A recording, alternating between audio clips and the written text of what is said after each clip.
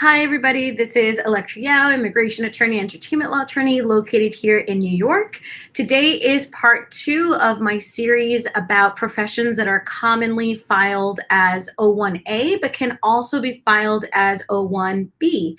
So yesterday I discussed architects. I discussed the creative and design aspect of architecture and being an architect, as opposed to focusing on the mathematical or scientific basis of being an architect.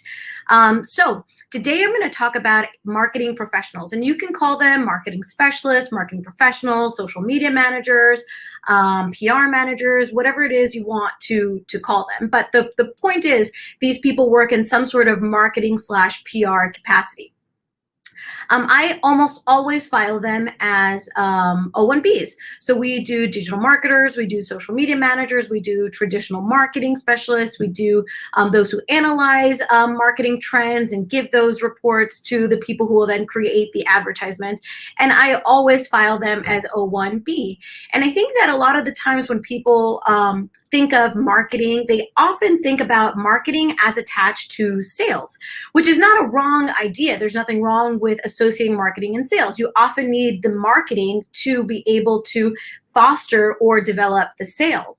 But in our context, I don't look at the sales aspect, which is what happens after the marketing occurs.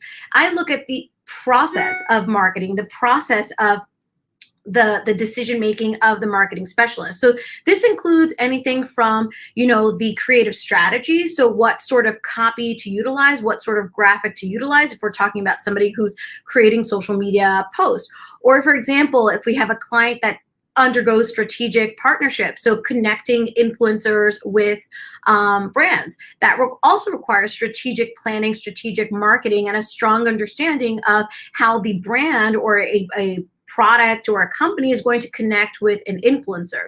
If it's somebody who maybe is responsible for the PR of a company or of a specific individual, again, we're focusing on the creative strategy, the creative process, and we're not necessarily looking at the business acumen that's needed to be successful in these types of endeavors. Again, I'm not saying that marketing is specifically just creative. I'm just saying someone who is a marketing specialist or a marketing professional or executive is utilizing creativity in his or her work. And by not focusing on the sales aspect, which is the end result, or not focusing solely on the sales aspect, we're able to prove that a marketing professional is indeed utilizing creativity, artistry, and making these creative decisions based on having a foundational knowledge of the art or anything that is artistic.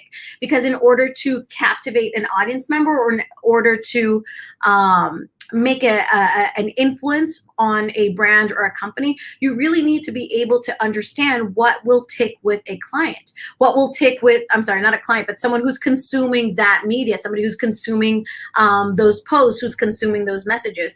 And we successfully argue that it is a creative process. It is not a business decision-making process, but it is a creative process that requires knowledge of different artistic trends and different artistic or arts-based knowledge, such as, for example, mise en scène. So the mise en scène is basically the construction of a photograph, right? So you're looking at the foreground, you're looking at the background, you're looking at the composition of the post. That's how I look at social media posts. I look at them as really composing a picture.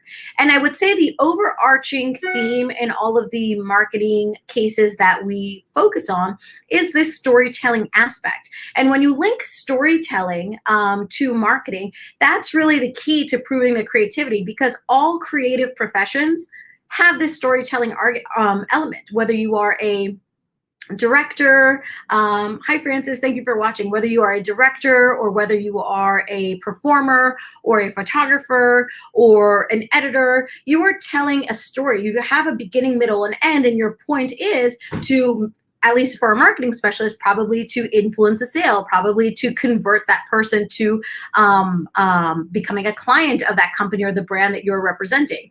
But you're still telling a story. The medium is different. You're not using theater, you're not using, traditional photography, but you are still telling a story, and all storytelling is creative. This is what I always argue. So like I said, when I work with marketing specialists or marketing executives, I really, really focus on the process, the creative process, and I break that down to show the officer that there is creative, strategic thinking that is undergone to create that end result, whether it is to create a connection, to create a partnership, to create a post, to strategically advise a brand to do X, Y, and Z. All of that is creativity. Now, you can be creative and have strong business acumen. They're not mutually exclusive. You can possess both. And if you do possess both, great for you, because that means that you have a well-rounded understanding of the profession. And if you have those numbers, if you're able to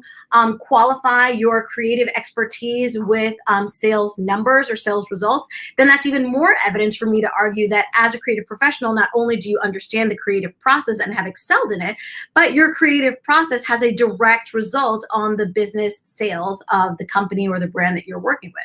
So like I said, I want to encourage you guys, if you are a marketing specialist, if you are a marketing executive or a PR executive, to really focus on the process. Break down your process so that you yourself can understand what steps you take when you're tackling a project, because then you'll be able to explain to the attorney, okay, so this is what I do. Once I understand that, the company's goal is to connect with a specific influencer, what I do is I go and study the influencer's post, for example, and I start to create drafts and rubrics of potential photographs that can be taken with the brand and the product. Whatever it is, try to deconstruct or break down your process so that, because you yourself might not even understand the creativity that goes into your work. Just because you don't understand it or you don't recognize it at the beginning doesn't mean that it's not there. That's why you're supposed to work with an experienced professional who will be able to assist you in extrapolating the creativity in your process and to understand the creativity and artistry that is utilized in your marketing and PR efforts. But I want you to really remember this central theme that we argue of storytelling, of telling a story. Now, you're telling a story, through your client and through your client's goals, just like a performer, director, visual artist is telling stories. So yeah, this is exactly why we file marketing professionals as O-1Bs, because I am able to see the creative and artistic process that at least my clients undergo when they are engaging in their marketing efforts. There might be people whose marketing is mostly focused on sales, who's mostly focused on numbers, and in that case, it may be appropriate to file under O-1A if we're really just looking at graphs, pies, charts, things of that nature. But oftentimes, at least clients that I've worked with, there's a lot more depth and there's a lot more creative design that is undergone to create successful marketing efforts. So again, there's nothing wrong if your marketing efforts support the end goal sales results for the company or the brand that you're working for, but it's not the only thing that you should focus on if you're considering whether or not to file an O-1B or an O-1A. It's very important to really understand the strategic decision-making of filing O-1A versus O-1B and making sure that you exhaust the analysis of understanding whether you qualify for an O-1B or an O-1A. Yesterday we discussed architects, which are commonly filed as O-1A, but we file them as O-1Bs. Today we're discussing marketing professionals, and I think tomorrow we will focus on film distributors. So people who distribute films to different companies. So I hope that you will join us tomorrow, where I will be talking about film distribution and the creative knowledge that is necessary to successfully distribute a film to the proper production house. You've got to have a strong understanding of film. You've got to have a strong understanding of the nuances of the director, what the director is trying to convey, and which production house would be the best fit for those types of messages. Again, what's central to this profession, just like architects and just like marketing professionals, is that storytelling aspect. So part of filmmaking is telling that story, and that story does not end just because the film has been shot and created. There's also all of that post-production that is very, very creative and strategic. And I think what I will say is a lot of the times when people think of creativity, they don't think of strategy. And creativity and strategy definitely go hand in hand. And it's important to not ignore creativity and strategy, and how creativity and strategy can work together to create a very competent professional, artistic professional, or creative professional, or entertainer. So thank you so much for watching, and I look forward to talking about film distributors and their creativity tomorrow afternoon with you guys.